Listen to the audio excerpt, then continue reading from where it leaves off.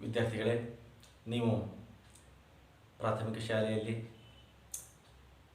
ಇತಿಹಾಸ ವಿಭಾಗದಲ್ಲಿ ಭಾರತಕ್ಕೆ ಯುರೋಪಿಯನ್ನರ ಆಗಮನ ಈ ಒಂದು ಪಾಠದ ಬಗ್ಗೆ ಈಗಾಗಲೇ ಸ್ವಲ್ಪ ಮಟ್ಟಿಗೆ ತಿಳಿದುಕೊಂಡಿದ್ದೀರಿ. ಅಲ್ಲಿ ಭಾರತಕ್ಕೆ ಜಲಮಾರ್ಗವನ್ನು ಕಂಡುಹಿಡಿಯಲಿಕ್ಕೆ ಕಾರಣವಾದ ಅಂಶಗಳು ಯಾವುವು, ಭಾರತಕ್ಕೆ ಜಲಮಾರ್ಗವನ್ನು ಕಂಡುಹಿಡಿದವರು ಯಾರು, ಭಾರತಕ್ಕೆ ಜಲಮಾರ್ಗವನ್ನು ಕಂಡುಹಿಡಿದು ಮೊಟ್ಟಮೊದಲ ಬಾರಿಗೆ ಭಾರತದಲ್ಲಿ ವ್ಯಾಪಾರಿ ಕೋಠಿಗಳನ್ನು ಸ್ಥಾಪಿಸಿದವರಾರು, ಅವರ ನಂತರ ಭಾರತಕ್ಕೆ ಬಂದಂತಹ ಯುರೋಪಿಯನ್ರು ಯಾರು, ಕಾರ್ನಾಟಿಕ್ ಯುದ್ಧಗಳು, ಆನಂತರ ಇಲ್ಲಿ ಆಂಗ್ಲೋ ಮರಾಠ ಯುದ್ಧಗಳು, ಆಂಗ್ಲೋ ಸಿಖ್ ಯುದ್ಧಗಳು, ನಂತರ ಪ್ಲಾಸಿ ಕದನ ನಡೆಯಲಿಕ್ಕೆ ಕಾರಣವಾದಂಥ ಅಂಶಗಳು, ಅವುಗಳ ಪರಿಣಾಮಗಳು, ಬಕ್ಸಾರ್ ಕದನ, ಆ ಕದನ ನಡೆಯಲಿಕ್ಕೆ ಕಾರಣವಾದಂತಹ ಅಂಶಗಳು, ಪರಿಣಾಮಗಳು, ಆನಂತರ ಆಂಗ್ಲೋ ಮೈಸೂರು ಯುದ್ಧಗಳು, ಇವುಗಳ ಬಗ್ಗೆ ನೀವು ಪ್ರಾಥಮಿಕ ಶಾಲೆಯಲ್ಲಿ ತಿಳ್ಕೊಂಡಿದ್ದೀರಿ. ಜೊತೆಗೆ ಭಾರತದಲ್ಲಿ ಇವರು ತಮ್ಮ ಒಂದು ಸಾಮ್ರಾಜ್ಯಶಾಹಿಯನ್ನು ಸ್ಥಾಪಿಸಿ ಭಾರತವನ್ನು ಆರ್ಥಿಕವಾಗಿ, ರಾಜಕೀಯವಾಗಿ, ಸಾಮಾಜಿಕವಾಗಿ ಶೋಷಣೆಗೆ ಒಳಪಡಿಸಿದರು. ನಂತರ ಭಾರತದ ಎಲ್ಲ ಜನರು ಒಂದುಗೂಡಿ 1857ರಲ್ಲಿ ಇಂಗ್ಲೀಷರ ವಿರುದ್ಧ ಹೋರಾಟವನ್ನು ಮಾಡಿದರು. ಅದನ್ನೇ ನಾವಿಲ್ಲಿ ಸಿಪಾಯಿ ದಂಗೆ ಅಥವಾ 1857ರ ಕ್ರಾಂತಿ ಎನ್ನುವಂತಹ ಹೆಸರಿನಿಂದ ನಾವು ಕರಿತೇವೆ. ಅಲ್ಲಿಂದ ಭಾರತಕ್ಕೆ ಸ್ವಾತಂತ್ರ್ಯ ಸಿಗುವವರೆಗಿನ ಅವಧಿಯ ಬಗ್ಗೆ ನೀವು ಓದಿದ್ದೀರಿ. ವಿದ್ಯಾರ್ಥಿಗಳೇ, ಈಗ ಇಲ್ಲಿ 10ನೇ ತರಗತಿಯಲ್ಲಿ ನೀವು ಭಾರತಕ್ಕೆ ಯುರೋಪಿಯನ್ನರ ಆಗಮನ ಈ ಒಂದು ಪಾಠದ ಬಗ್ಗೆ ಅಧ್ಯಯನವನ್ನು ಮಾಡಲಿದ್ದೀರಿ. ಅದಕ್ಕಿಂತ ಮೊದಲು ನಾನು ನೀವು ಪ್ರಾಥಮಿಕ ಶಾಲೆಯಲ್ಲಿ ಓದಿದಂತಹ ಪಾಠಕ್ಕೆ ಸಂಬಂಧಿಸಿದಂತೆ ಕೆಲವೊಂದಿಷ್ಟು ಪ್ರಶ್ನೆಗಳನ್ನು ಕೇಳುತ್ತೇನೆ, ಅವುಗಳಿಗೆ ಉತ್ತರವನ್ನು ನೀಡಿ. ವಿದ್ಯಾರ್ಥಿಗಳೇ, ಭಾರತಕ್ಕೆ ಜಲಮಾರ್ಗವನ್ನು ಕಂಡುಹಿಡಿಯಲಿಕ್ಕೆ ಕಾರಣವಾದಂಥ ಅಂಶಗಳು ಯಾವುವು ಹೇಳಿ ನೋಡೋಣ.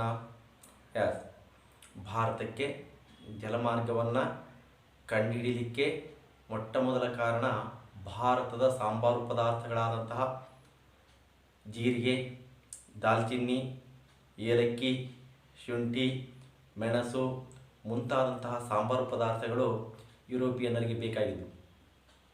ಇನ್ನು ಎರಡನೇದಾಗಿ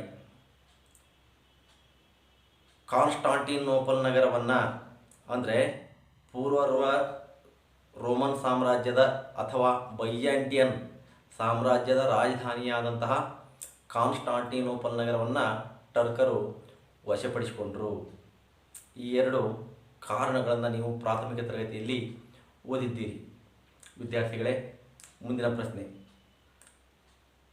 ಭಾರತಕ್ಕೆ ಜಲಮಾರ್ಗವನ್ನು ಕಂಡುಹಿಡಿದವರು ಯಾರು ಗೊತ್ತಿರಬೇಕಲ್ಲ.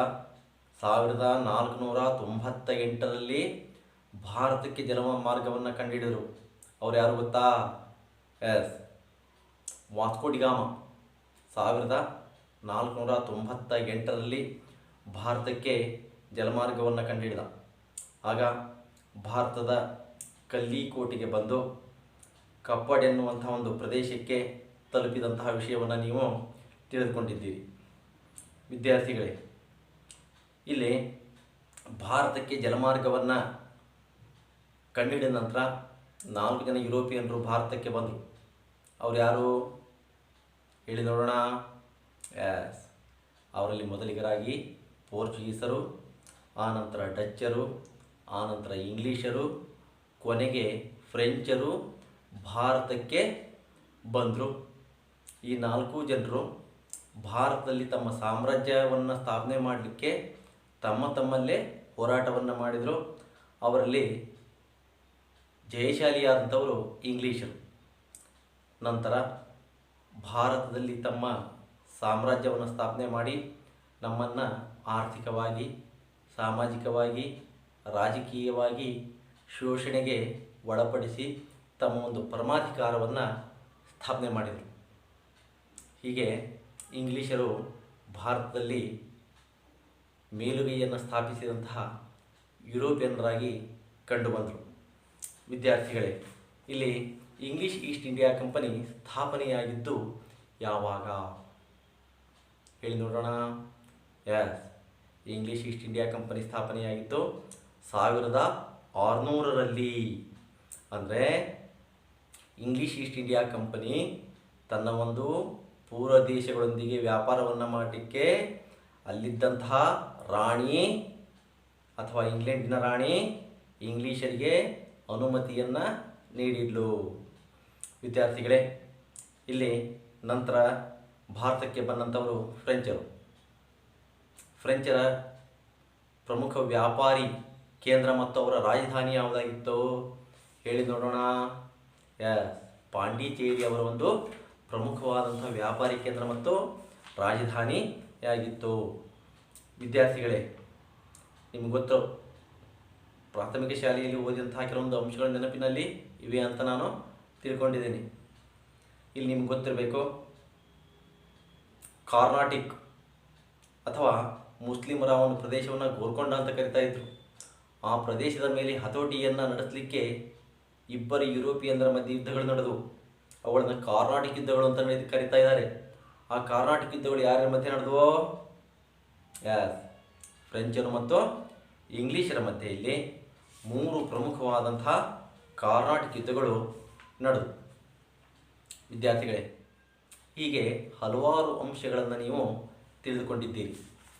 ವಿದ್ಯಾರ್ಥಿಗಳೇ, ಈಗ ನಾವು 10ನೇ ತರಗತಿಯ ಇತಿಹಾಸ ವಿಭಾಗದ ಮೊದಲ ಅಧ್ಯಾಯವಾದಂತಹ ಭಾರತಕ್ಕೆ ಯುರೋಪಿಯನ್ನರ ಆಗಮನ ಈ ಒಂದು ಪಾಠದ ಬಗ್ಗೆ ಅಧ್ಯಯನವನ್ನು ಮಾಡೋಣ. ವಿದ್ಯಾರ್ಥಿಗಳೇ, ಭಾರತವು ವಿದೇಶಿ ವ್ಯಾಪಾರದಿಂದ ಪ್ರಾಚೀನ ಕಾಲದಿಂದಲೂ ಸಹಿತ ಸಾಕಷ್ಟು ಲಾಭವನ್ನು ಗಳಿಸ್ತಾ ಇದ್ದಂತಹ ಒಂದು ವಿಷಯ ನಿಮಗೆ ಈಗಾಗಲೇ ತಿಳಿದಿರುವಂಥದ್ದು. ಆಗ ಪ್ರಾಚೀನ ಕಾಲದಲ್ಲಿ ಭೂಮಾರ್ಗ ಮತ್ತು ಜಲಮಾರ್ಗಗಳ ಮೂಲಕ ವ್ಯಾಪಾರ ನಡೀತಾ ಇತ್ತು.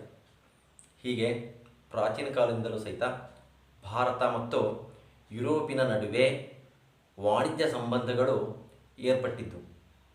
ಆಗ ಭಾರತದ ಪ್ರಮುಖ ಸಾಂಬಾರು ಪದಾರ್ಥಗಳಾದಂತಹ ಮೆಣಸು, ಜೀರಿಗೆ, ದಾಲ್ಚಿನ್ನಿ, ಏಲಕ್ಕಿ, ಶುಂಠಿ ಮುಂತಾದಂತಹ ಉತ್ಪನ್ನಗಳಿಗೆ ಯುರೋಪಿನಲ್ಲಿ ಸಾಕಷ್ಟು ಬೇಡಿಕೆ ಇತ್ತು.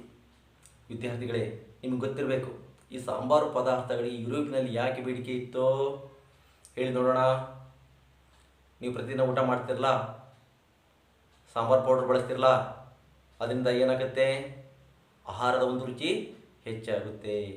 ಅದೇ ರೀತಿಯಾಗಿ ಈ ಒಂದು ಸಾಂಬಾರು ಪದಾರ್ಥಗಳನ್ನು ಇಂಗ್ಲೆಂಡಿಗೆ ಒಯ್ದವರು ಏನು ಮಾಡ್ತಾಯಿದ್ರು? ಆಹಾರದಲ್ಲಿ ಬಳಸ್ತಾಯಿದ್ರು. ರುಚಿಯಾದಂಥ ಆಹಾರವನ್ನು ಅವರು ಊಟ ಮಾಡ್ತಾಯಿದ್ರು. ಅದರಿಂದಾಗಿ ಆ ಒಂದು ಸಾಂಬಾರು ಪದಾರ್ಥಗಳಿಗೆ ಯುರೋಪಿನಲ್ಲಿ ಸಾಕಷ್ಟು ಬೇಡಿಕೆ ಇತ್ತು. ಮಧ್ಯಕಾಲದಲ್ಲಿಯೂ ಸಹಿತ ಯುರೋಪ್, ಭಾರತ ಮತ್ತು ಇತರ ಏಷ್ಯಾ ದೇಶಗಳ ನಡುವೆ ವ್ಯಾಪಾರ ಮುಂದುವರೆದುಕೊಂಡು ಹೋಯಿತು. ವಿದ್ಯಾರ್ಥಿಗಳೇ, ಇಲ್ಲಿ ಮಧ್ಯ ಯುಗದಲ್ಲಿ ವ್ಯಾಪಾರ ಯಾವ ರೀತಿ ನಡೀತಾ ಇತ್ತು ಅಂತ ಹೇಳಿದರೆ, ಏಷ್ಯಾದ ಸರಕುಗಳನ್ನು ಅರಬ್ ವರ್ತಕರು ಭಾರತದಿಂದ ಅಥವಾ ಏಷ್ಯಾದಿಂದ ಕೊಂಡುಕೊಂಡು ಅವುಗಳನ್ನು ಪೂರ್ವ ರೋಮನ್ ಸಾಮ್ರಾಜ್ಯದ ರಾಜಧಾನಿಯಾದಂಥ ಕಾನ್ಸ್ಟಾಂಟಿನೋಪಲ್ ನಗರಕ್ಕೆ ತಲುಪಿಸ್ತಾ ಇದ್ದರು. ಆ ಕಾನ್ಸ್ಟಾಂಟಿನೋಪಲ್ ನಗರದಿಂದ ಆ ವಸ್ತುಗಳನ್ನು ಇಟಲಿಯ ವರ್ತಕರು ಕೊಂಡುಕೊಂಡು ಯುರೋಪಿನ ದೇಶಗಳಲ್ಲಿ ಮಾರಾಟ ಮಾಡ್ತಾಯಿದ್ರು. ಇದರಿಂದಾಗಿ ಆ ಇಟಲಿಯ ವರ್ತಕರಿಗೆ ಸಾಕಷ್ಟು ಲಾಭ ದೊರೀತಾ ಇತ್ತು. ಹೀಗೆ ಕಾನ್ಸ್ಟಾಂಟಿನೋಪಲ್ ಅಂತಾರಾಷ್ಟ್ರೀಯ ಸರಕು ವಿನಿಮಯದ ಕೇಂದ್ರವಾಗುವುದರ ಮೂಲಕ ಯುರೋಪಿನ ವ್ಯಾಪಾರದ ಹೆಬ್ಬಾಗಿಲು ಎಂದು ಕರೆಯಲ್ಪಟ್ಟಿತು. ಇನ್ನು ಇಲ್ಲಿ ಏಷ್ಯಾ ದೇಶಗಳ ಮೇಲೆ ಅರಬ್ಬರು ವ್ಯಾಪಾರದಲ್ಲಿ ಏಕಸ್ವಾಮ್ಯತೆಯನ್ನು ಸಾಧಿಸಿದರೆ, ಯುರೋಪಿನ ವ್ಯಾಪಾರದ ಮೇಲೆ ಇಟಲಿಯ ವರ್ತಕರು ಏಕಸ್ವಾಮ್ಯತೆಯನ್ನು ಸಾಧಿಸಿದರು. ಯಾಕೆ ಹೇಳಿ ನೋಡೋಣ. ಯಾಕೆ ಅಂದರೆ ಇಲ್ಲಿ ಏಷ್ಯಾದ ದೇಶಗಳ ಸರಕುಗಳನ್ನು ಅರಬ್ ವರ್ತಕರು ಕೊಂಡುಕೊಂಡು ಕಾನ್ಸ್ಟಾಂಟಿನೋಪಲ್ ನಗರಕ್ಕೆ ಒಯ್ತಾ ಇದ್ರು. ಆ ಕಾನ್ಸ್ಟಾಂಟಿನೋಪಲ್ ನಗರದಿಂದ ಇಟಲಿಯ ವರ್ತಕರು ಕೊಂಡುಕೊಂಡು ಯುರೋಪಿನ ದೇಶಗಳಲ್ಲಿ ಮಾರಾಟ ಮಾಡ್ತಾ ಇದ್ರು. ಹೀಗೆ ಏಷ್ಯಾದ ಸರಕುಗಳು ಇಟಲಿಯ ವರ್ತಕರಿಗೆ ಒಳ್ಳೆಯ ಲಾಭವನ್ನು ತಂದುಕೊಡ್ತಾ ಇದ್ವು. ವಿದ್ಯಾರ್ಥಿಗಳೇ, ಇದೇ ಒಂದು ಅವಧಿಯಲ್ಲಿ ಕಾನ್ಸ್ಟಾಂಟಿನೋಪಲ್ ನಗರದ ಒಂದು ಪತನ ಆಯಿತು ಅಥವಾ ವಶ ಮಾಡಿಕೊಂಡ್ರು. ಯಾರು ಹೇಳಿ ನೋಡೋಣ. ಎಸ್, ಆಟೋಮನ್ ಟರ್ಕರು. ಈ ಕಾನ್ಸ್ಟಾಂಟಿನೋಪಲ್ ನಗರವನ್ನು ಹಿಂದೆ ಇಸ್ತಾನ್ಬುಲ್ ಎನ್ನುವಂತಹ ಹೆಸರಿನಿಂದಲೂ ಸಹಿತ ಕರಿತಾ ಇದ್ರು. ವಿದ್ಯಾರ್ಥಿಗಳೇ, ಏಷ್ಯಾ ಮತ್ತು ಯುರೋಪ್ ನಡುವಿನ ವ್ಯಾಪಾರದ ವ್ಯವಹಾರಗಳು ಕಾನ್ಸ್ಟಾಂಟಿನೋಪಲ್ ನಗರದ ಮೂಲಕ ನಡೀತಾ ಇದ್ವು. ಆಗ 1453ರಲ್ಲಿ ಆಟೋಮನ್ ಟರ್ಕರು ಈ ಒಂದು ಕಾನ್ಸ್ಟಾಂಟಿನೋಪಲ್ ನಗರವನ್ನು ವಶಪಡಿಸಿಕೊಂಡರು. ಇದರಿಂದಾಗಿ ಆ ಒಂದು ನಗರವನ್ನು ಸಂಧಿಸುವಂತಹ ಎಲ್ಲ ವ್ಯಾಪಾರದ ಮಾರ್ಗಗಳು ಟರ್ಕರ ಒಂದು ನಿಯಂತ್ರಣಕ್ಕೆ ಬಂದವು. ಇಂತಹ ಸಂದರ್ಭದಲ್ಲಿ ಇದೇ ಒಂದು ಅವಕಾಶವನ್ನು ಉಪಯೋಗಿಸಿಕೊಂಡಂತಹ ಟರ್ಕರು ಆ ಒಂದು ಮಾರ್ಗದ ಮೂಲಕ ಹೋಗುತ್ತಿದ್ದಂತಹ ವಸ್ತುಗಳ ಮೇಲೆ ಹೆಚ್ಚಿನ ತೆರಿಗೆಯನ್ನು ವಿಧಿಸಲಿಕ್ಕೆ ಆರಂಭ ಮಾಡಿದರು. ಇದರಿಂದಾಗಿ ವರ್ತಕರಿಗೆ ಈ ಮಾರ್ಗದ ವ್ಯಾಪಾರವು ಹೆಚ್ಚು ಲಾಭವನ್ನು ತಂದುಕೊಳ್ಳಲಿಲ್ಲ. ಇದೇ ವೇಳೆಯಲ್ಲಿ ಇಟಲಿಯ ವರ್ತಕರ ಏಕಸ್ವಾಮ್ಯತೆಯನ್ನು ಮುರಿಲಿಕ್ಕೆ ಸ್ಪೇನ್, ಪೋರ್ಚುಗಲ್ ಮುಂತಾದಂತಹ ಯುರೋಪಿನ ದೇಶಗಳ ರಾಜರುಗಳು ಹೊಸ ಸಮುದ್ರ ಮಾರ್ಗಗಳನ್ನು ಹಿಡಿಲಿಕ್ಕೆ ಯುರೋಪಿನ ಸಾಹಸಿ ವರ್ತಕರುಗಳಿಗೆ ಇವರು ಪ್ರೋತ್ಸಾಹವನ್ನು ನೀಡಿದರು. ಇದಕ್ಕೆ ಪೂರಕವಾಗಿ ಹೊಸ ವೈಜ್ಞಾನಿಕ ಆವಿಷ್ಕಾರಗಳಾದಂಥ ದಿಕ್ಸೂಚಿ, ಆಸ್ಟ್ರೋಲೋಬ್, ಸಿಡಿಮದ್ದು ಮುಂತಾದಂಥವುಗಳು ನೆರವಿಗೆ ಬಂದವು. ವಿದ್ಯಾರ್ಥಿಗಳೇ, ಇಲ್ಲಿ ನಿಮಗೆ ಪ್ರಶ್ನೆಯನ್ನು ಕೇಳಬಹುದು. ಭಾರತಕ್ಕೆ ಜಲಮಾರ್ಗವನ್ನು ಕಂಡುಹಿಡಿಯಲಿಕ್ಕೆ ಕಾರಣವಾದ ಅಂಶಗಳು ಯಾವುವು ಹೇಳಿ ನೋಡೋಣ. ಮೊದಲನೇದಾಗಿ, ಯುರೋಪಿನಲ್ಲಿ ಭಾರತದ ಸಾಂಬಾರು ಪದಾರ್ಥಗಳಿಗೆ ಹೆಚ್ಚಿನ ಬೇಡಿಕೆ ಇತ್ತು. ಎರಡನೇದಾಗಿ, ಕಾನ್ಸ್ಟಾಂಟಿನೋಪಲ್ ನಗರವನ್ನು 1453ರಲ್ಲಿ ಆಟೋಮನ್ ಟರ್ಕರು ವಶಪಡಿಸಿಕೊಂಡರು. ಇನ್ನು ಸ್ಪೇನ್, ಪೋರ್ಚುಗಲ್ನ ರಾಜರುಗಳು ಸಾಹಸಿ ನಾವಿಕರುಗಳಿಗೆ ಹೊಸ ಜಲಮಾರ್ಗವನ್ನು ಹುಡುಕಲಿಕ್ಕೆ ಪ್ರೋತ್ಸಾಹವನ್ನು ನೀಡಿದರು. ನಂತರ ಹೊಸ ವೈಜ್ಞಾನಿಕ ಆವಿಷ್ಕಾರಗಳಾದಂಥ ದಿಕ್ಸೂಚಿ, ಆಸ್ಟ್ರೋಲೋಬ್, ಸಿಡಿಮದ್ದು ಇವುಗಳು ಜಲಮಾರ್ಗವನ್ನು ಕಂಡುಹಿಡಿಯಲಿಕ್ಕೆ ಅವಕಾಶವನ್ನು ನೀಡಿದವು. ವಿದ್ಯಾರ್ಥಿಗಳೇ, ನಿಮಗೆ ಇಲ್ಲಿ ಗೊತ್ತಿರಬೇಕು, ಈ ಒಂದು ದಿಕ್ಸೂಚಿ ಅಂದರೆ ದಿಕ್ಕನ್ನು ತೋರಿಸುವಂತಹ ಒಂದು ಮಾಪಕ. ವಿಶಾಲವಾದಂತಹ ಸಮುದ್ರದಲ್ಲಿ ಪ್ರಯಾಣ ಮಾಡುವಾಗ ನಾವು ಯಾವ ದಿಕ್ಕಿನ ಕಡೆಗೆ ಹೋಗ್ತಾ ಇದ್ದೀವಿ ಅನ್ನುವಂಥದ್ದು ಗೊತ್ತಾಗಲ್ಲ. ನಿಮಗೆ ದಿಕ್ಸೂಚಿ ಗೊತ್ತಿರಬೇಕು, ಯಾವಾಗಲೂ ಉತ್ತರ ಮತ್ತು ದಕ್ಷಿಣವನ್ನೇ ತೋರಿಸುವಂಥದ್ದು. ಆ ಒಂದು ದಿಕ್ಸೂಚಿ ನಾವು ಯಾವ ದಿಕ್ಕಿಗೆ ಚಲಿಸ್ತಾ ಇದ್ದೀವಿ ಅನ್ನುವಂಥದ್ದು ಸಹಾಯಕವಾಯಿತು. ಜೊತೆಗೆ ಆಗ ಈ ಒಂದು ಭೂಪಟಗಳು ಸಹಿತ ಇವರಿಗೆ ನೆರವಿಗೆ ಬಂದವು. ನಾವು ಯಾವ ದಿಕ್ಕಿನ ಕಡೆಗೆ ಹೋದರೆ ಯಾವ ದೇಶವನ್ನು ತಲುಪ್ತೀವಿ ಅನ್ನುವಂಥ ಒಂದು ಭರವಸೆಯು ಸಹಿತ ಆ ಒಂದು ಸಂದರ್ಭದಲ್ಲಿ ಅವರಿಗೆ ಮೂಡ್ತು. ಇನ್ನು ಜೊತೆಗೆ ಇಲ್ಲಿ ಗ್ರಹೋನ್ನತಿ ಮಾಪಕಗಳನ್ನು ಸಹಿತ ಆಗ ಕಂಡುಹಿಡಿದರು. ಅಂದರೆ ಸೂರ್ಯ, ಚಂದ್ರ ಮತ್ತು ಗ್ರಹಗಳ ಉನ್ನತಿಯನ್ನು ಅಳಿಲಿಕ್ಕೆ ಇದ್ದಂತಹ ಒಂದು ಮಾಪನ, ಇವೆಲ್ಲವೂ ಸಹಿತ ಇಲ್ಲಿ ಇವರಿಗೆ ಸಹಾಯಕವಾದವು. ವಿದ್ಯಾರ್ಥಿಗಳೇ, ಇಷ್ಟೆಲ್ಲ ಆದ ನಂತರ ಭಾರತಕ್ಕೆ ಜಲಮಾರ್ಗವನ್ನು ಕಂಡುಹಿಡಿಯುವಂಥ ಒಂದು ಪ್ರಯತ್ನವನ್ನು ಮಾಡಿದರು. ಆ ಒಂದು ಪ್ರಯತ್ನದಲ್ಲಿ ಯಶಸ್ವಿಯಾದಂಥವರು ಪೋರ್ಚುಗೀಸರು. ವಿದ್ಯಾರ್ಥಿಗಳೇ, ಲಿಸ್ಬನ್ನಿಂದ ಹೊರಟಂತಹ ಪೋರ್ಚುಗೀಸ್ ನಾವಿಕ ವಾಸ್ಕೋ ಡಿಗಾಮಾ ಆತ 1498ರಲ್ಲಿ ಭಾರತದ ಪಶ್ಚಿಮ ಕರಾವಳಿ ತೀರದ ಕಲ್ಲಿಕೋಟೆ ಸಮೀಪದಲ್ಲಿರುವಂತಹ ಕಾಪಡ್ ಎನ್ನುವಂತಹ ಒಂದು ಪ್ರದೇಶಕ್ಕೆ ಈತ ಬಂದ. ಆಗ ಅಲ್ಲಿ ಜಾಮೋರಿನ್ ಎನ್ನುವಂತಹ ಒಬ್ಬ ದೊರೆಯನ್ನು ಭೇಟಿಯಾದ. ಅವನಿಂದ ಭಾರತದಲ್ಲಿ ವ್ಯಾಪಾರವನ್ನು ಮಾಡಲಿಕ್ಕೆ ಅನುಮತಿಯನ್ನು ಸಹಿತ ಪಡೆದುಕೊಂಡ. ವಿದ್ಯಾರ್ಥಿಗಳೇ, ಹೀಗೆ ಭಾರತ ಮತ್ತು ಯುರೋಪಿನ ಮಧ್ಯ ಜಲಮಾರ್ಗವನ್ನು ಕಂಡುಹಿಡಿಯುವಲ್ಲಿ ಯಶಸ್ವಿಯಾದಂಥವರು ಪೋರ್ಚುಗೀಸರು. ಅದರಲ್ಲಿ ಪೋರ್ಚುಗೀಸ್ ನಾವಿಕ ವಾಸ್ಕೋ ಡಿಗಾಮನ ಪಾತ್ರ ಹೆಚ್ಚು ಮುಖ್ಯವಾದಂಥದ್ದು. ವಿದ್ಯಾರ್ಥಿಗಳೇ, ವಾಸ್ಕೋ ಡಿಗಾಮನು ಕಂಡುಹಿಡಿದಂತಹ ಈ ಜಲಮಾರ್ಗವು ಸುಮಾರು ವರ್ಷಗಳ ಕಾಲ ಭಾರತ ಮತ್ತು ಯುರೋಪಿನ ಮಧ್ಯ ವ್ಯಾಪಾರದ ಮಾರ್ಗವಾಗಿ ಕಾರ್ಯವನ್ನು ನಿರ್ವಹಿಸಿತು. ಹೀಗೆ ಭಾರತದೊಂದಿಗೆ ಮರು ವ್ಯಾಪಾರವನ್ನು ಸ್ಥಾಪಿಸಿದಂತಹ ಕೀರ್ತಿಯಲ್ಲಿ ಯುರೋಪಿಯನ್ನರಲ್ಲಿ ಪೋರ್ಚುಗೀಸರಿಗೆ ತಲುಪುತ್ತದೆ. ವಿದ್ಯಾರ್ಥಿಗಳೇ, ವಾಸ್ಕೋ ಡಿಗಾಮನು ಭಾರತಕ್ಕೆ 1498ರಲ್ಲಿ ಜಲಮಾರ್ಗವನ್ನು ಕಂಡುಹಿಡಿದ. ವಿದ್ಯಾರ್ಥಿಗಳೇ, ಇದನ್ನು ನೀವು ಪ್ರಪಂಚದ ನಕಾಶೆಯ ಮೂಲಕ ಯಾವ ಮಾರ್ಗವಾಗಿ ಭಾರತಕ್ಕೆ ಬಂದನು ಎನ್ನುವಂಥದ್ದನ್ನು ಈಗ ನೋಡಿ. ವಿದ್ಯಾರ್ಥಿಗಳೇ, ಪೋರ್ಚುಗಲ್ನ ರಾಜರುಗಳು, ಶ್ರೀಮಂತರುಗಳು ಮತ್ತು ವರ್ತಕರ ಒಂದು ಸಹಾಯವನ್ನು ಪಡೆದಂತಹ ವಾಸ್ಕೋ ಡಿಗಾಮನು 1497ರಲ್ಲಿ ತನ್ನ ಒಂದು ಪ್ರಯಾಣವನ್ನು ಆರಂಭ ಮಾಡಿ ಪೋರ್ಚುಗಲ್ನ ಲಿಸ್ಬನ್ ಬಂದರಿನ ಮೂಲಕ ತನ್ನ ಒಂದು ಪ್ರಯಾಣವನ್ನು ಆರಂಭಿಸಿದನು. ವಿದ್ಯಾರ್ಥಿಗಳೇ, ಇಲ್ಲಿ ನೋಡಿ, ವಾಸ್ಕೋ ಡಿಗಾಮನು ಆಫ್ರಿಕಾದ ಪಶ್ಚಿಮ ಕರಾವಳಿಗುಂಟ ಬಂದು ಬಾರ್ತಲೋಮ್ಯೋ ಡಯಾಸನು ಕಂಡುಹಿಡಿದಂತಹ ಕೇಪ್ ಆಫ್ ಗುಡ್ ಹೋಪ್ ಭೂಶಿರ, ಅಥವಾ ಅದನ್ನು ಕನ್ನಡದಲ್ಲಿ ಆಶಾಜನಕ ಭೂಶಿರ ಎಂದು ಕರೆಯುತ್ತಾರೆ. ಆ ಒಂದು ಕೇಪ್ ಆಫ್ ಗುಡ್ ಹೋಪ್ ಭೂಶಿರವನ್ನು ಬಳಸಿಕೊಂಡು ಆಫ್ರಿಕಾದ ಪೂರ್ವಗಳ ಕರಾವಳಿಗುಂಟ ಬಂದು ಅಲ್ಲಿಂದ ಮತ್ತೆ ಈಶಾನ್ಯಕ್ಕೆ ತಿರುಗಿ ಭಾರತದ ಕಲ್ಲಿಕೋಟೆಯ ಸಮೀಪ ಇರುವಂತಹ ಕಾಪಡ್ ಎನ್ನುವಂತಹ ಒಂದು ನಗರಕ್ಕೆ ಬಂದ.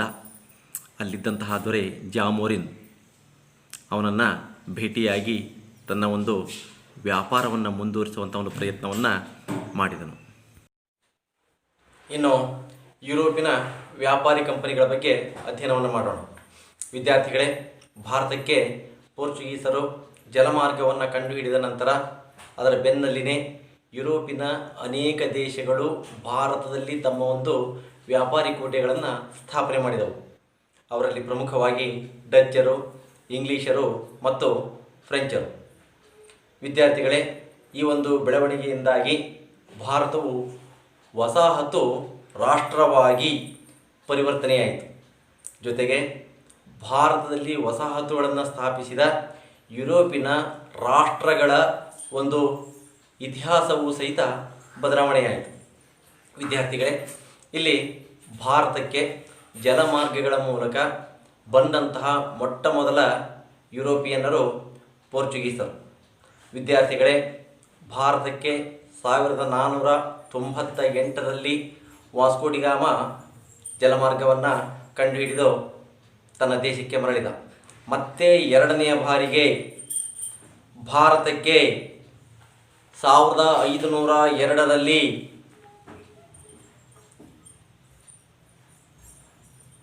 ಭಾರತಕ್ಕೆ ಭೇಟಿಯನ್ನು ನೀಡಿದ. ಆಗ ಕೊಚ್ಚಿನಲ್ಲಿ ಒಂದು ಮಳಿಗೆಯನ್ನು ಸ್ಥಾಪನೆ ಮಾಡಿದ. ತದನಂತರ ಭಾರತಕ್ಕೆ ಬಂದಂತಹ ಪೋರ್ಚುಗೀಸ್ ರಾಯಭಾರಿ ವೈಸ್ರಾಯ್ ಫ್ರಾನ್ಸಿಸ್ಕೋ ಡಿ ಆಲ್ಮೆಡಾ ಈತ ನೀಲಿ ನೀರಿನ ನೀತಿಯನ್ನು ಅನುಸರಿಸಿದ. ಅಂದರೆ ಭೂಮಿಯ ಮೇಲಿನ ಆಧಿಪತ್ಯಕ್ಕೆ ಬದಲು ಸಮುದ್ರದ ಮೇಲಿನ ಏಕಸ್ವಾಮ್ಯಕ್ಕಾಗಿ ನೌಕಾಶಕ್ತಿಯನ್ನು ಬಲಪಡಿಸುವ ನೀತಿ. ವಿದ್ಯಾರ್ಥಿಗಳೇ, ಇವನ ನಂತರ ಭಾರತಕ್ಕೆ ಬಂದಂಥವನು ಆಲ್ಫಾನ್ಸೋ ಡಿ ಆಲ್ಬುಕರ್ಕ್. ಇವನು ಭಾರತದಲ್ಲಿ ಪೋರ್ಚುಗೀಸ್ ಸಾಮ್ರಾಜ್ಯದ ನಿಜವಾದ ಸ್ಥಾಪಕ. 1510ರಲ್ಲಿ ಬಿಜಾಪುರದ ಸುಲ್ತಾನನಿಂದ ಗೋವೆಯನ್ನು ಪಡೆದುಕೊಂಡು ಪೋರ್ಚುಗೀಸರ ವ್ಯಾಪಾರದ ಪ್ರಮುಖವಾದಂಥ ಒಂದು ಕೇಂದ್ರವನ್ನಾಗಿ ಮಾಡಿಕೊಂಡ. ವಿದ್ಯಾರ್ಥಿಗಳೇ, ಮುಂದೆ ಭಾರತಕ್ಕೆ ಬಂದಂತಹ ಇಂಗ್ಲೀಷರು ಮತ್ತು ಡಚ್ಚರ ಆಗಮನದಿಂದ ಇವರ ಒಂದು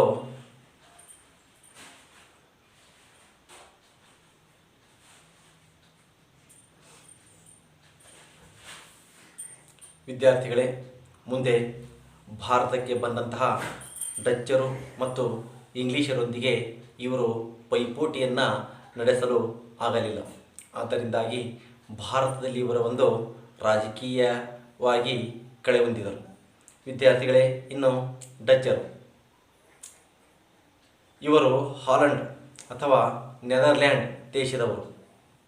ತಮ್ಮ ದೇಶದ ಪೂರ್ವ ದೇಶಗಳೊಂದಿಗೆ ವ್ಯಾಪಾರವನ್ನು ಮಾಡಲು 1602ರಲ್ಲಿ ಯುನೈಟೆಡ್ ಈಸ್ಟ್ ಇಂಡಿಯಾ ಕಂಪನಿಯನ್ನು ಸ್ಥಾಪನೆ ಮಾಡಿದರು. ಭಾರತ, ಜಾವಾ, ಸುಮಾತ್ರ ಮತ್ತು ಇಂಡೋನೇಷ್ಯಾ ಮುಂತಾದಂತಹ ಸಾಂಬಾರು ಪ್ರಸಿದ್ಧವಾದಂತಹ ದ್ವೀಪಗಳಿಗೆ ಪ್ರವೇಶವನ್ನು ಮಾಡಿದರು. ಜೊತೆಗೆ ಭಾರತಕ್ಕೂ ಸಹಿತ ಪ್ರವೇಶವನ್ನು ನೀಡಿ ಭಾರತದಲ್ಲಿ ಸೂರತ್, ಬ್ರೋಚ್, ಕ್ಯಾಂಬೆ, ಕೊಚ್ಚಿನ್, ನಾಗಪಟ್ಟಣ, ಮಚಲಿಪಟ್ಟಣ, ಚಿನ್ಸೂರ್ ಮುಂತಾದ ಕಡೆಗಳಲ್ಲಿ ತಮ್ಮ ಒಂದು ವ್ಯಾಪಾರದ ಕೋಠಿಗಳನ್ನು ಸ್ಥಾಪನೆ ಮಾಡಿಕೊಂಡರು. ವಿದ್ಯಾರ್ಥಿಗಳೇ, ಭಾರತಕ್ಕೆ ಬಂದಂತಹ ಡಚ್ಚರು ಪೋರ್ಚುಗೀಸರ ಏಕಸ್ವಾಮಿತೆಯನ್ನು ಮುರಿದರು. ಮುಂದೆ ಭಾರತಕ್ಕೆ ಬಂದಂತಹ ಇಂಗ್ಲೀಷರು ಮತ್ತು ಫ್ರೆಂಚರೊಂದಿಗೆ ಪೈಪೋಟಿಯನ್ನು ಮಾಡಲಾಗದೆ ಸಾಂಬಾರು ದ್ವೀಪಗಳಿಗೆ ಮಾತ್ರ ಸೀಮಿತಗೊಂಡರು. ಅಂದರೆ ಜಾವಾ, ಸುಮಾತ್ರ ಮತ್ತು ಇಂಡೋನೇಷಿಯಾದೊಂದಿಗೆ ಮಾತ್ರ ತಮ್ಮ ಒಂದು ವ್ಯಾಪಾರದ ಸಂಪರ್ಕವನ್ನು ಮುಂದುವರಿಸಿ ಅಲ್ಲಿ ತಮ್ಮ ಒಂದು ಆಧಿಪತ್ಯವನ್ನು ಸ್ಥಾಪಿಸಿದರು. ವಿದ್ಯಾರ್ಥಿಗಳೇ, ಇನ್ನು ಭಾರತಕ್ಕೆ ಬಂದಂತಹ ಯುರೋಪಿಯನ್ನರಲ್ಲಿ ಇಂಗ್ಲೀಷರು ಸಹಿತ ಪ್ರಮುಖರು. ವಿದ್ಯಾರ್ಥಿಗಳೇ, ಈಗ ನಾನು ಕೆಲವೊಂದಿಷ್ಟು ಪ್ರಶ್ನೆಗಳನ್ನು ಕೇಳುತ್ತೇನೆ, ಉತ್ತರವನ್ನು ನೀಡಿ. ವಿದ್ಯಾರ್ಥಿಗಳೇ, ಮಧ್ಯಯುಗದಲ್ಲಿ ಯುರೋಪ್ ಮತ್ತು ಭಾರತದ ಮಧ್ಯೆ ವ್ಯಾಪಾರ ಹೇಗೆ ನಡೆಯುತ್ತಿತ್ತು ಹೇಳಿ ನೋಡೋಣ. ಇಲ್ಲಿವರೆಗೂ ಹೇಳಿದ್ದೇನೆ. ಎಸ್ ವಿದ್ಯಾರ್ಥಿಗಳೇ, ಮಧ್ಯಯುಗದಲ್ಲಿ ಏಷ್ಯಾದ ಸರಕುಗಳನ್ನು ಅರಬ್ ವರ್ತಕರು ಕೊಂಡು ಪೂರ್ವ ರೋಮನ್ ಸಾಮ್ರಾಜ್ಯದ ರಾಜಧಾನಿಯಾದ ಕಾನ್ಸ್ಟಾಂಟಿನೋಪಲ್ ನಗರಕ್ಕೆ ತಲುಪಿಸುತ್ತಿದ್ದರು. ಅಲ್ಲಿಂದ ಇಟಲಿಯ ವರ್ತಕರು ಅವುಗಳನ್ನು ಕೊಂಡು ಯುರೋಪಿನ ದೇಶಗಳಲ್ಲಿ ಮಾರಾಟ ಮಾಡ್ತಾಯಿದ್ರು. ವಿದ್ಯಾರ್ಥಿಗಳೇ, ಇನ್ನು ಮುಂದಿನ ಪ್ರಶ್ನೆ, ಭಾರತಕ್ಕೆ ಜಲಮಾರ್ಗವನ್ನು ಕಂಡುಹಿಡಿಯಲು ಕಾರಣವಾದ ಅಂಶಗಳು ಯಾವುವು ಹೇಳಿ ನೋಡೋಣ. ಎಸ್ ಮೊದಲನೇದಾಗಿ, ಭಾರತದ ಸಾಂಬಾರು ಪದಾರ್ಥಗಳು ಯುರೋಪಿಯನ್ನರಿಗೆ ಬೇಕಾಗಿದ್ದು. ಇನ್ನು ಎರಡನೇ ಪ್ರಮುಖವಾದಂತಹ ಅಂಶ, ಕಾನ್ಸ್ಟಾಂಟಿನೋಪಲ್ ನಗರವನ್ನು 1853ರಲ್ಲಿ ಆಟೋಮನ್ ಟರ್ಕರು ವಶಪಡಿಸಿಕೊಂಡಿದ್ದು. ಮೂರನೇದಾಗಿ, ಯುರೋಪಿನ ಅನೇಕ ರಾಜರುಗಳು ಸಾಹಸಿ ನಾವಿಕರಿಗೆ ಹೊಸ ಜಲಮಾರ್ಗವನ್ನು ಕಂಡುಹಿಡಿಯಲಿಕ್ಕೆ ಪ್ರೇರೇಪಣೆಯನ್ನು ನೀಡಿದರು. ಇನ್ನು ಕೊನೆಯ ಅಂಶ, ಆಗ ತಾನೇ ಕಂಡುಹಿಡಿದಂತಹ ದಿಕ್ಸೂಚಿ, ಆಸ್ಟ್ರೋಲೋಬ್ ಸಾಧನ, ಸಿಡಿಮದ್ದುಗಳು ಹೊಸದಾದಂತಹ ಜಲಮಾರ್ಗವನ್ನು ಕಂಡುಹಿಡಿಯಲಿಕ್ಕೆ ಸಹಾಯಕವಾದವು. ವಿದ್ಯಾರ್ಥಿಗಳೇ, ಭಾರತಕ್ಕೆ ಜಲಮಾರ್ಗವನ್ನು ಕಂಡುಹಿಡಿದ ನಾವಿಕ ಯಾರು ಹೇಳಿ ನೋಡೋಣ. ಭಾರತಕ್ಕೆ 1498ರಲ್ಲಿ ವಾಸ್ಕೋ ಡಿ ಗಾಮ ಹೊಸ ಜಲಮಾರ್ಗವನ್ನು ಕಂಡುಹಿಡಿದನು.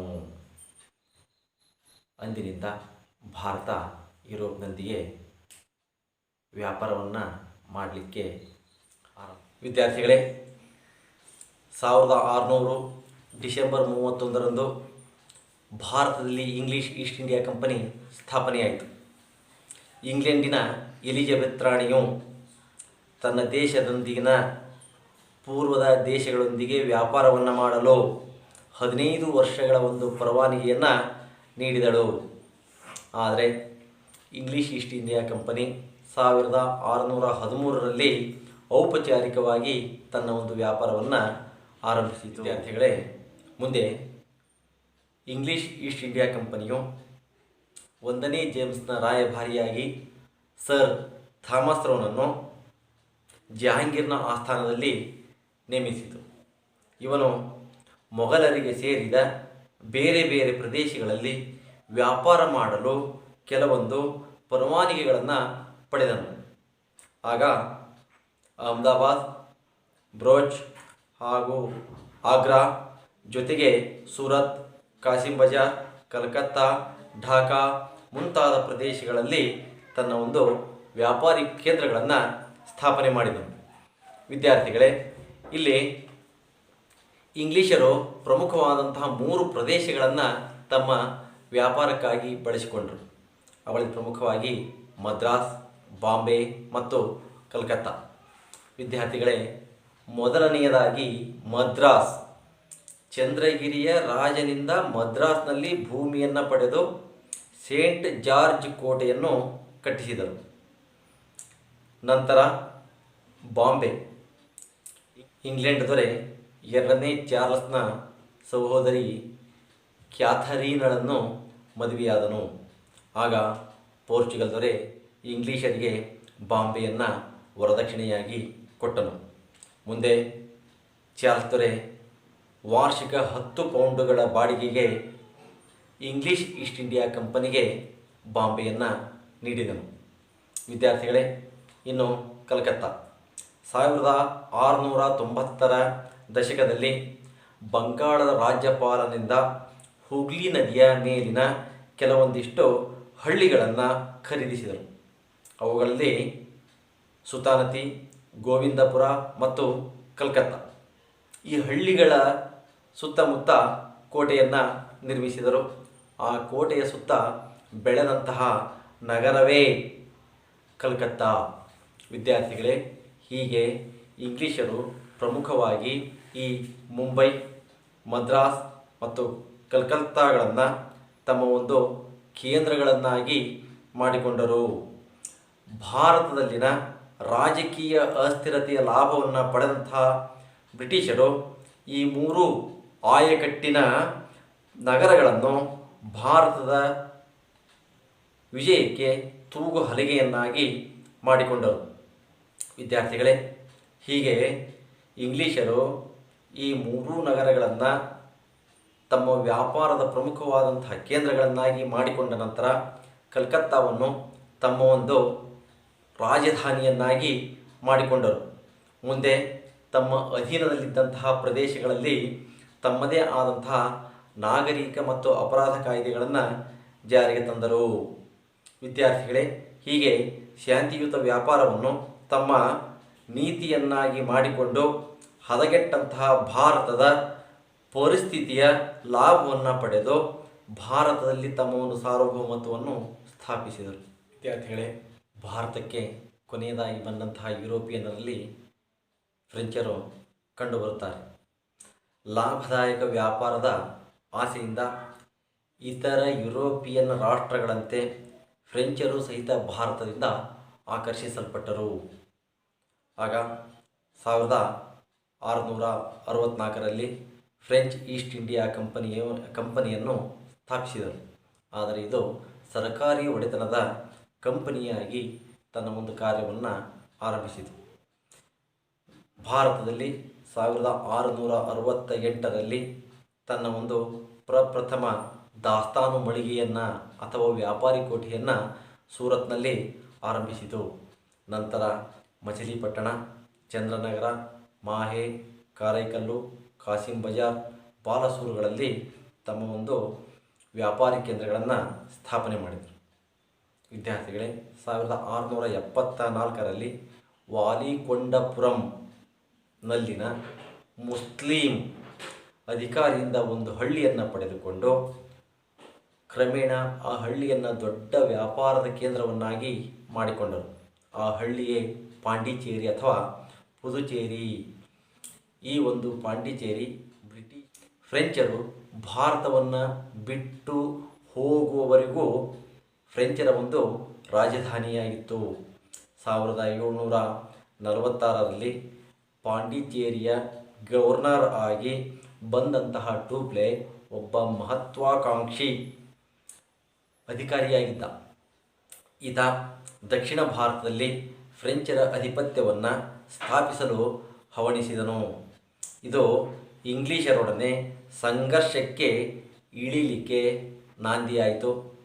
ಈ ಸಂಘರ್ಷದಿಂದಾಗಿಯೇ ಇಲ್ಲಿ 3 ಕಾರ್ನಾಟಿಕ್ ಯುದ್ಧಗಳು ನಡೆದವು ವಿದ್ಯಾರ್ಥಿಗಳೇ. ಹೀಗೆ ಭಾರತಕ್ಕೆ ಯುರೋಪಿನಿಂದ ಪೋರ್ಚುಗೀಸರು, ಡಚ್ಚರು, ಇಂಗ್ಲೀಷರು ಮತ್ತು ಫ್ರೆಂಚರು ಬಂದರು. ಆದರೆ ಅಂತಿಮವಾಗಿ ಕಣದಲ್ಲಿ ಉಳಿದಂಥವರು ಇಂಗ್ಲೀಷರು ಮತ್ತು ಫ್ರೆಂಚರು. ವಿದ್ಯಾರ್ಥಿಗಳೇ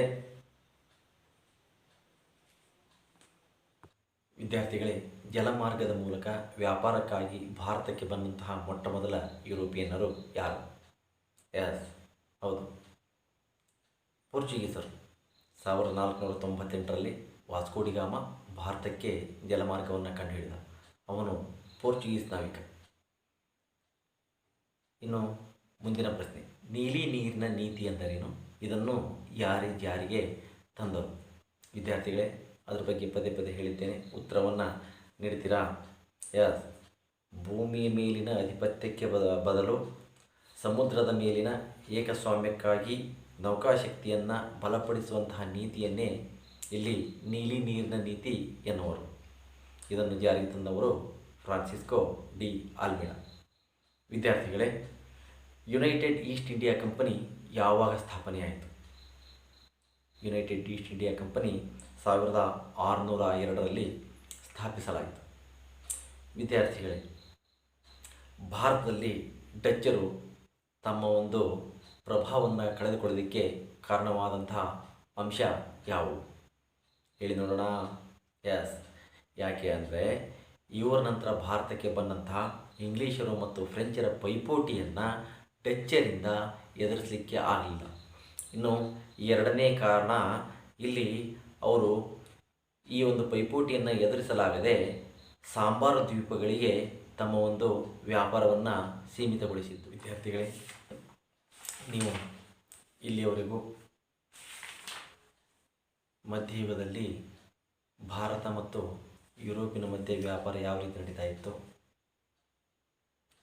ಭಾರತಕ್ಕೆ ಜಲಮಾರ್ಗವನ್ನು ಕಂಡುಹಿಡಿಯಲಿಕ್ಕೆ ಕಾರಣವಾದಂಥ ಅಂಶಗಳು ಯಾವುವು, ಆನಂತರ ಭಾರತಕ್ಕೆ ಬಂದಂಥ ಯುರೋಪಿಯನ್ನರು ಯಾರು, ಆನಂತರ ಪೋರ್ಚುಗೀಸರು, ಡಚ್ಚರು, ಇಂಗ್ಲೀಷರು ಮತ್ತು ಫ್ರೆಂಚರು ಭಾರತಕ್ಕೆ ಬಂದು ತಮ್ಮ ವ್ಯಾಪಾರಿ ಕೋಠಿಗಳನ್ನು ಹೇಗೆ ಎಲ್ಲೆಲ್ಲಿ ಸ್ಥಾಪನೆ ಮಾಡಿದರು ಎನ್ನುವಂಥ ಒಂದು ವಿಷಯವನ್ನು ತಿಳಿದುಕೊಂಡ್ರಿ. ವಿದ್ಯಾರ್ಥಿಗಳೇ ಇಲ್ಲಿಯವರೆಗೂ ನೀವು ತಿಳಿದುಕೊಂಡಂತಹ ಈ ಒಂದು ಪಾಠದ ಬಗ್ಗೆ ಕೆಲವೊಂದಿಷ್ಟು ಪ್ರಶ್ನೆಗಳನ್ನು ಕೇಳುತ್ತೇನೆ, ಉತ್ತರಿಸಿ. ವಿದ್ಯಾರ್ಥಿಗಳೇ ಭಾರತಕ್ಕೆ ಜಲಮಾರ್ಗವನ್ನು ಕಂಡುಹಿಡಿಯಲಿಕ್ಕೆ ಕಾರಣವಾದಂಥ ಅಂಶಗಳು ಯಾವುವು? ವಿದ್ಯಾರ್ಥಿಗಳೇ ಹೇಳಿ ನೋಡೋಣ. ಮೊದಲನೇದಾಗಿ 1453ರಲ್ಲಿ ಕಾನ್ಸ್ಟಾಂಟಿನೋಪಲ್ ನಗರವನ್ನು ಆಟೋಮನ್ ಟರ್ಕರು ವಶಪಡಿಸಿಕೊಂಡರು. ಎರಡನೇದಾಗಿ ಭಾರತದ ಸಾಂಬಾರು ಪದಾರ್ಥಗಳಾದಂತಹ ಮೆಣಸು, ಜೀರಿಗೆ, ದಾಲ್ಚಿನ್ನಿ, ಏಲಕ್ಕಿ ಮುಂತಾದಂತಹ ಸಾಂಬಾರು ಪದಾರ್ಥಗಳು ಯುರೋಪಿಯನ್ನರನ್ನು ಆಕರ್ಷಿಸಿದ್ದವು. ಇನ್ನು ಮೂರನೇ ಅಂಶ, ಯುರೋಪ್ನಲ್ಲಿದ್ದಂತಹ ಹಲವಾರು ರಾಜರುಗಳು, ರಾಣಿಯರು, ಶ್ರೀಮಂತ ವರ್ತಕರು ಹೊಸ ಜಲಮಾರ್ಗವನ್ನು ಕಂಡುಹಿಡಿಯಲಿಕ್ಕೆ ಸಾಹಸಿ ನಾವಿಕರಿಗೆ ಪ್ರೋತ್ಸಾಹವನ್ನು ನೀಡಿದರು. ಇನ್ನು ಹೊಸ ವೈಜ್ಞಾನಿಕ ಆವಿಷ್ಕಾರಗಳಾದಂತಹ ದಿಕ್ಸೂಚಿ, ಆಶಲೋ ಸಾಧನ ಮತ್ತು ಜೊತೆಗೆ ಇಲ್ಲಿ ಸಿಡಿಮದ್ದು, ಇನ್ನೂ ಮುಂದುವರೆದು ನಕಾಶೆಗಳು ಇಲ್ಲಿ ಹೊಸ ಜಲಮಾರ್ಗವನ್ನು ಕಂಡುಹಿಡಿಯಲಿಕ್ಕೆ ನಾವಿಕರಿಗೆ ಸಹಾಯವನ್ನು ಮಾಡಿದರು. ವಿದ್ಯಾರ್ಥಿಗಳೇ ಭಾರತಕ್ಕೆ ಮೊಟ್ಟ ಮೊದಲ ಬಾರಿಗೆ ಬಂದಂತಹ ಪೋರ್ಚುಗೀಸರು ತಮ್ಮ ನೆಲೆಗಳನ್ನು ಎಲ್ಲೆಲ್ಲಿ ಸ್ಥಾಪನೆ ಮಾಡಿದರು? ವಿದ್ಯಾರ್ಥಿಗಳೇ ಇದು ಬೇಡ, ಮುಂದೆ ಬೇರೆ. ವಿದ್ಯಾರ್ಥಿಗಳೇ ಜಲಮಾರ್ಗದ ಮೂಲಕ ಭಾರತಕ್ಕೆ ಬಂದಂತಹ ಮೊಟ್ಟ ಮೊದಲ ಯುರೋಪಿಯನ್ನರು ಯಾರು? ಹೇಳಿ ನೋಡೋಣ. ಜಲಮಾರ್ಗದ ಮೂಲಕ ಭಾರತಕ್ಕೆ ಬಂದಂತಹ ಮೊಟ್ಟ ಮೊದಲ ಯುರೋಪಿಯನ್ನರು ಪೋರ್ಚುಗೀಸರು. ವಿದ್ಯಾರ್ಥಿಗಳೇ, ಭಾರತಕ್ಕೆ ಜಲಮಾರ್ಗವನ್ನು ಕಂಡುಹಿಡಿದವರು ಯಾರು? ಎಸ್, ಭಾರತಕ್ಕೆ 1498ರಲ್ಲಿ ಜಲಮಾರ್ಗವನ್ನು ಕಂಡುಹಿಡಿದವರು ವಾಸ್ಕೋ ಡಿ ಗಾಮ. ಆತ ಕೇರಳದ ಕಲ್ಲಿಕೋಟೆಯ ಸಮೀಪ ಇರುವಂತಹ ಕಾಪಡ್ ಎನ್ನುವಂತಹ ಪ್ರದೇಶವನ್ನು ತಲುಪಿದ. ವಿದ್ಯಾರ್ಥಿಗಳೇ, ಭಾರತದಲ್ಲಿ ಇಂಗ್ಲಿಷರು ಬಾಂಬೆಯನ್ನು ತಮ್ಮ ಒಂದು ವಸಾಹತುವನ್ನಾಗಿ ಮಾಡಿಕೊಂಡರು. ಹೇಗೆ? ವಿದ್ಯಾರ್ಥಿಗಳೇ, ಇಂಗ್ಲೆಂಡಿನ ದೊರೆಯಾದಂತಹ 2ನೇ ಚಾರ್ಲ್ಸ್ ನ ಸಹೋದರಿಯಾದಂತಹ ಕ್ಯಾಥರೀನಳನ್ನು ಮದುವೆಯಾದ. ಆಗ ಪೋರ್ಚುಗೀಸರು ಬಾಂಬೆಯನ್ನು ವರದಕ್ಷಿಣೆಯಾಗಿ ಇಂಗ್ಲಿಷರಿಗೆ ನೀಡಿದರು. ಈ ರೀತಿಯಾಗಿ ಬಾಂಬೆ ಇಂಗ್ಲಿಷರ ಒಂದು ವಶಕ್ಕೆ ಬಂದಿತು. ಇನ್ನು ಭಾರತದಲ್ಲಿ ಕಲ್ಕತ್ತಾವನ್ನು ಹೇಗೆ ತಮ್ಮ ಒಂದು ವ್ಯಾಪಾರದ ಕೋಟೆಯನ್ನಾಗಿ ಮಾಡಿಕೊಂಡರು? ಉತ್ತರ ಹೀಗಿದೆ. 1690ರ ಒಂದು ದಶಕದಲ್ಲಿ ಬಂಗಾಳದ ರಾಜ್ಯಪಾಲನಿಂದ ಹುಗ್ಲಿ ನದಿ ದಂಡೆಯ ಮೇಲೆ ಇರುವಂತಹ ಪ್ರಮುಖವಾದಂತಹ 3 ಊರುಗಳು ಸುತಾನತಿ, ಗೋವಿಂದಪುರ ಮತ್ತು ಕಲ್ಕತ್ತಾ ನಗರಗಳನ್ನು ಖರೀದಿ ಮಾಡಿದರು. ಮುಂದೆ ಈ ಕಲ್ಕತ್ತಾ ಕೋಟೆಯ ಸುತ್ತ ಈ ಒಂದು ವಿದ್ಯಾರ್ಥಿಗಳೇ 1690ರ ದಶಕದಲ್ಲಿ ಬಂಗಾಳದ ರಾಜ್ಯಪಾಲನಿಂದ ಇಂಗ್ಲಿಷರು ಕಲ್ಕತ್ತಾ, ಗೋವಿಂದಪುರ ಮತ್ತು ಸುತಾನತಿ ನಗರಗಳನ್ನು ಖರೀದಿ ಮಾಡಿದರು. ಇದರ ಸುತ್ತ ಪೋರ್ಟ್ ವಿಲಿಯಂ ಕೋಟೆಯನ್ನು ಕಟ್ಟಿದರು. ಆ ಪೋರ್ಟ್ ವಿಲಿಯಂ ಕೋಟೆಯ ಸುತ್ತ ಬೆಳೆದಂತಹ ಒಂದು ನಗರವೇ ಕಲ್ಕತ್ತಾ. ವಿದ್ಯಾರ್ಥಿಗಳೇ, ಇನ್ನು ಭಾರತದಲ್ಲಿನ ಫ್ರೆಂಚರ ರಾಜಧಾನಿ ಯಾವುದಾಗಿತ್ತು? ಪಾಂಡಿಚೇರಿ. ವಿದ್ಯಾರ್ಥಿಗಳೇ, ಈ ಎಲ್ಲ ಅಂಶಗಳನ್ನು ನೀವು ತಿಳಿದುಕೊಂಡ್ರಿ. ಇನ್ನು ಪ್ರಮುಖವಾದಂತಹ ಪ್ರಶ್ನೆ, ಭಾರತದಲ್ಲಿ ಪೋರ್ಚುಗೀಸರು, ನಂತರ ಡಚ್ಚರು, ಇಂಗ್ಲಿಷರು, ಫ್ರೆಂಚರು ತಾವು ಸ್ಥಾಪಿಸಿದಂತಹ ಪ್ರಮುಖವಾದಂತಹ ವ್ಯಾಪಾರಿ ಕೋಟೆಗಳನ್ನು ತಿಳಿಸಿ. ವಿದ್ಯಾರ್ಥಿಗಳೇ, ಈಗ ನಕ್ಷೆಯಲ್ಲಿ ನಾನು ತೋರಿಸ್ತಾ ಇದ್ದೀನಿ, ಅವುಗಳನ್ನು ಪಟ್ಟಿ ಮಾಡ್ತೀರಾ? ಈಗ ನೋಡಿ, ಬರುವಂಥದ್ದು ಮೊದಲನೇ ಬಾರಿಗೆ ಪೋರ್ಚುಗೀಸರು. ಅವರು ಎಲ್ಲೆಲ್ಲಿ ತಮ್ಮ ವಸಾಹತುಗಳನ್ನು ಸ್ಥಾಪನೆ ಮಾಡಿದರು ನೋಡಿ, ಪಟ್ಟಿ ಮಾಡಿದ್ರಾ? ಪಟ್ಟಿ ಮಾಡಿದ್ರಾ? ಎಸ್. ನೆಕ್ಸ್ಟು ಬರುವಂಥದ್ದು ಇಲ್ಲಿ ಡಚ್ಚರು ತಮ್ಮ ವ್ಯಾಪಾರಿ ಕೋಟೆಗಳನ್ನು ಎಲ್ಲಿ ಸ್ಥಾಪನೆ ಮಾಡಿದರು? ನಕಾಶೆಯಲ್ಲಿ ನೋಡಿ, ಕೀಯಲ್ಲಿ ಬರ್ತಾ ಇದೆ ಡಿ ಅಂತಂದು. ಡಿ ಎಂದು ಗುರುತಿಸುವಂಥ ಎಲ್ಲ ಪ್ರದೇಶಗಳು ಡಚ್ಚರು. ಪಟ್ಟಿ ಮಾಡಿದ್ರಾ?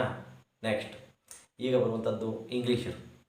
ವಿದ್ಯಾರ್ಥಿಗಳೇ, ಅಲ್ಲಿ ಇಂಗ್ಲೀಷರ ವ್ಯಾಪಾರಿ ಕೋಟೆಗಳನ್ನು ಮಾತ್ರ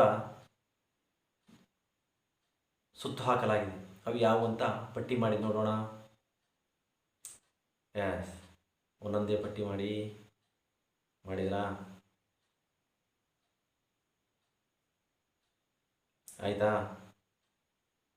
ಎಸ್. ಇನ್ನು ಕೊನೆಯದಾಗಿ ಫ್ರೆಂಚರ ವಸಾಹತು ಕೇಂದ್ರಗಳು ಅಥವಾ ವ್ಯಾಪಾರಿ ಕೋಟೆಗಳು ಎಲ್ಲೆಲ್ಲಿದ್ದಾವೆ ಅಂತಂದು ನೀವು ಪಟ್ಟಿ ಮಾಡಿ. ಅಲ್ಲಿ ಸುತ್ತು ಹಾಕಿದಂತಹ ಪ್ರದೇಶಗಳು ಫ್ರೆಂಚರ ವ್ಯಾಪಾರದ ಕೇಂದ್ರಗಳು. ಎಸ್ ವಿದ್ಯಾರ್ಥಿಗಳೇ, ಇಷ್ಟು ಎಲ್ಲವನ್ನು ನೀವು ಈಗ ತಿಳಿದುಕೊಂಡ್ರೆ, ಇನ್ನು ಈ ಒಂದು ಪಾಠಕ್ಕೆ ಸಂಬಂಧಪಟ್ಟಂತೆ ಕೆಲವೊಂದಿಷ್ಟು ಪ್ರಶ್ನೆಗಳನ್ನು ಕೊಡುತ್ತೇನೆ. ಅವುಗಳನ್ನು ನೀವು ಮನೆಯಲ್ಲಿ ಉತ್ತರಗಳನ್ನು ಬರೆದುಕೊಂಡು ಬಂದು ನಿಮ್ಮ ತರಗತಿಯ ಶಿಕ್ಷಕರಿಗೆ ತೋರಿಸಿ. ವಿದ್ಯಾರ್ಥಿಗಳೇ, ಮೊದಲನೇದಾಗಿ ಬಿಟ್ಟ ಸ್ಥಳವನ್ನು ತುಂಬಿರಿ. 1453ರಲ್ಲಿ ಅಟೋಮನ್ ಟರ್ಕರು ಡ್ಯಾಶ್ ನಗರವನ್ನು ವಶಪಡಿಸಿಕೊಂಡರು. ಯಾವ ನಗರ ಹೇಳಿ ನೋಡೋಣ? ಕಾನ್ಸ್ಟಾಂಟಿನೋಪಲ್. ಇನ್ನು ಎರಡನೇ ಪ್ರಶ್ನೆ, ಭಾರತ ಹಾಗೂ ಯುರೋಪ್ ನಡುವೆ ಹೊಸ ಜಲಮಾರ್ಗವನ್ನು ಡ್ಯಾಶ್ ಕಂಡುಹಿಡಿದರು. ಯಾರು ಕಂಡುಹಿಡಿದರು? ಹೇಳಿ ನೋಡೋಣ. ವಾಸ್ಕೋ ಡಿಗಾಮ. ಇನ್ನು ಮೂರನೇ ಪ್ರಶ್ನೆ, ಭಾರತದಲ್ಲಿದ್ದ ಫ್ರೆಂಚರ ರಾಜಧಾನಿ ಡ್ಯಾಶ್ ಯಾವುದೋ? ಪಾಂಡಿಚೇರಿ ಅಥವಾ ಪುದುಚೇರಿ. ಇನ್ನು ವಿದ್ಯಾರ್ಥಿಗಳೇ, ನಾನು ಕೆಲವಷ್ಟು ಪ್ರಶ್ನೆಗಳನ್ನು ಕೊಡ್ತಿದ್ದೀನಿ, ಅವುಗಳನ್ನ ಗುಂಪುಗಳಲ್ಲಿ ಚರ್ಚಿಸಿ ಮನೆಯಲ್ಲಿ ಉತ್ತರವನ್ನು ಬರೆದುಕೊಂಡು ಬನ್ನಿ. ಮಧ್ಯಕಾಲದಲ್ಲಿ ಭಾರತ ಮತ್ತು ಯುರೋಪ್ ನಡುವೆ ವ್ಯಾಪಾರ ಹೇಗೆ ನಡೆಯುತ್ತಿತ್ತು? ಮೊದಲನೇ ಪ್ರಶ್ನೆ. ಇನ್ನು ಎರಡನೇದು, ಭಾರತಕ್ಕೆ ಹೊಸ ಜಲಮಾರ್ಗ ಕಂಡುಹಿಡಿಯಲು ಕಾರಣವಾದಂಥ ಅಂಶಗಳನ್ನು ಪಟ್ಟಿ ಮಾಡಿ. ಇನ್ನು ಮೂರನೇ ಪ್ರಶ್ನೆ, ಭಾರತಕ್ಕೆ ವ್ಯಾಪಾರಕ್ಕಾಗಿ ಬಂದಂತಹ ಯುರೋಪಿಯನ್ನರನ್ನು ಪಟ್ಟಿ ಮಾಡಿ. ವಿದ್ಯಾರ್ಥಿಗಳೇ, ಇಷ್ಟೆಲ್ಲ ಪ್ರಶ್ನೆಗಳಿಗೆ ಉತ್ತರವನ್ನು ಬರೆದುಕೊಂಡು ಬಂದು ನಿಮ್ಮ ತರಗತಿಯ ಶಿಕ್ಷಕರಿಗೆ ತೋರಿಸಿ. ಇನ್ನು ಒಂದು ಚಟುವಟಿಕೆಯನ್ನು ಕೊಡ್ತಾ ಇದ್ದೀನಿ. ಭಾರತದಲ್ಲಿ ಇಂಗ್ಲೀಷರು ಸ್ಥಾಪಿಸಿದಂತಹ ನೆಲೆಗಳನ್ನು ನಕಾಶೆಯನ್ನು ಬಿಡಿಸಿ ಅದರಲ್ಲಿ ಗುರುತಿಸಿ. ಎಲ್ಲರಿಗೂ ಧನ್ಯವಾದಗಳು. ವಿದ್ಯಾರ್ಥಿಗಳೇ, ಭಾರತಕ್ಕೆ ಬಂದಂತಹ ಯುರೋಪಿಯನ್ರಲ್ಲಿ ಪೋರ್ಚುಗೀಸರು ಮತ್ತು ಡಚ್ಚರು ಸಹಿತ ಕಂಡುಬರ್ತಾರೆ. 18ನೇ ಶತಮಾನದ ಮಧ್ಯಂತರದಲ್ಲಿ ಇವರು ಭಾರತಕ್ಕೆ ಬಂದಂತಹ ಇಂಗ್ಲೀಷರು ಮತ್ತು ಫ್ರೆಂಚರೊಂದಿಗೆ ಪೈಪೋಟಿಯನ್ನು ನಡೆಸಲಿಕ್ಕೆ ಸಾಧ್ಯವಾಗಲಿಲ್ಲ. ಆದ್ದರಿಂದಾಗಿ ಅವರು ಭಾರತವನ್ನು ಬಿಟ್ಟು ತೊಲಗಬೇಕಾಗಿ ಬಂತು. ಭಾರತದ ರಾಜಕೀಯದ ರಂಗದಿಂದ ಹಿಂದಕ್ಕೆ ಸರಿದರು. ಅಂತಿಮವಾಗಿ ಭಾರತದಲ್ಲಿ ತಮ್ಮ ಒಂದು ವ್ಯಾಪಾರಿ ಕೋಠಿಗಳನ್ನು ಸ್ಥಾಪನೆ ಮಾಡಲಿಕ್ಕೆ ಕಣದಲ್ಲಿ ಉಳಿದಂಥವರು ಇಂಗ್ಲೀಷರು ಮತ್ತು ಫ್ರೆಂಚರು. ಅದರಲ್ಲೂ ಪ್ರಮುಖವಾಗಿ ದಕ್ಷಿಣ ಭಾರತದಲ್ಲಿ ತಮ್ಮ ರಾಜಕೀಯ ಪ್ರಭಾವವನ್ನು ಉಳಿಸಿಕೊಳ್ಳುವ ಸಲುವಾಗಿ ಶಕ್ತಿ ಪ್ರದರ್ಶನಕ್ಕೆ ಮುಂದಾದರು.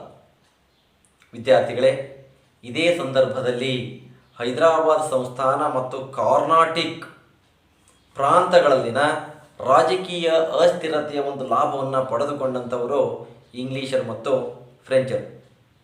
ಆಗ ದಕ್ಷಿಣ ಭಾರತದಲ್ಲಿ ತಮ್ಮ ಒಂದು ಆಧಿಪತ್ಯವನ್ನು ಸ್ಥಾಪನೆ ಮಾಡಲಿಕ್ಕೆ ಫ್ರೆಂಚರು ಮತ್ತು ಇಂಗ್ಲೀಷರ ಮಧ್ಯೆ ಇಲ್ಲಿ ಪೈಪೋಟಿ ಉಂಟಾಯಿತು. ಅದರ ಪರಿಣಾಮವಾಗಿಯೇ ಇಲ್ಲಿ ಪ್ರಮುಖವಾದಂತಹ 3 ಕರ್ನಾಟಿಕ್ ಯುದ್ಧಗಳು ನಡೆದವು. ವಿದ್ಯಾರ್ಥಿಗಳೇ, ಇಲ್ಲಿ ನಾವು ಮೊದಲನೆಯ ಕರ್ನಾಟಿಕ್ ಯುದ್ಧದ ಬಗ್ಗೆ ಅಧ್ಯಯನವನ್ನು ಮಾಡೋಣ. ವಿದ್ಯಾರ್ಥಿಗಳೇ, ಈ ಒಂದು ಮೊದಲ ಕರ್ನಾಟಿಕ್ ಯುದ್ಧ ನಡೆದದ್ದು 1746ರಿಂದ 1748ರವರೆಗೆ. ವಿದ್ಯಾರ್ಥಿಗಳೇ, ಇಲ್ಲಿ ಡೂಪ್ಲೆಯ ಕೋರಿಕೆಯ ಮೇರೆಗೆ ಲೊಂಬಾರ್ಡಿನಾ ಎನ್ನುವಂತಹ ಒಬ್ಬ ಫ್ರೆಂಚ್ ಸೇನಾ ಮುಖ್ಯಸ್ಥ ಮಾರಿಷಸ್ನಿಂದ ಬಂದು ಬ್ರಿಟಿಷರಿಂದ ಮದ್ರಾಸನ್ನು ಇಲ್ಲಿ ವಶಪಡಿಸಿಕೊಂಡ. ಆಗ ಇಲ್ಲಿ ಇಂಗ್ಲೀಷರು ಅಸಹಾಯಕರಾಗಿಬಿಟ್ರು. ಅಸಹಾಯಕರಾದಂತಹ ಇಂಗ್ಲೀಷರು ಕರ್ನಾಟಿಕ್ನ ನವಾಬನಾದ ಅನ್ವರುದ್ದೀನನ ಹತ್ತಿರ ಹೋಗಿ ಈ ವಿಷಯವನ್ನು ತಿಳಿಸಿದರು. ಆಗ ಮದ್ರಾಸ್ನಿಂದ ಫ್ರೆಂಚರನ್ನು ಹೊರಗಟ್ಟಲಿಕ್ಕೆ ಅನ್ವರುದ್ದೀನ್ ತನ್ನ ಸೇನೆಯನ್ನು ಕಳಿಸಿಕೊಟ್ಟ.